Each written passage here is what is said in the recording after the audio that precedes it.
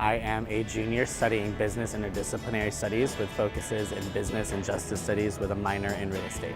I'm originally a CODA, which is an acronym which stands for Child of Deaf Adults, meaning both of my parents are deaf. Growing up, life was a lot different than most people. I've always had to juggle two different hats, I guess I would say. The deaf hat with having my parents at home and communicating with them in American Sign Language, and coming to school and understanding how the English language is spoken and hanging out with other kids who did not have the similar life bringing that I did as well. A lot of times people would always ask me off-base questions like, could your parents drive? Yes, my parents can drive.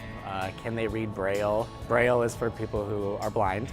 What makes me shine, I feel, is that my uniqueness as a CODA is really different than a lot of people. When I was younger, I loved to translate music into American Sign Language, and I would have help from other masters who are experts in American Sign Language, and then I would be able to perform that to the deaf community because I always felt like music was a really big part of my life, and I wanted it to be a big part of deaf people's lives as well. A lot of my research projects that I do for like English classes or anything like that, I could pick any topic that I feel is really current, but I always feel I would need to pick something that is related to the CODA culture or to the deaf culture because I feel like I'm always educating somebody by doing that. There was never a pressure put on me to be an advocate for the deaf community. It's something that I've always wanted to do because I see how successful deaf people can be. I don't find having deaf parents to be a pity at all. To be honest, I find it to be incredible. I feel that I had a lifestyle that a lot of people didn't have, and when I get to share that with a lot of people, they find it to be really fascinating. And I think taking away the fact that everyone comes from different backgrounds and understanding and educating yourself on where someone comes from will really help you in the long run.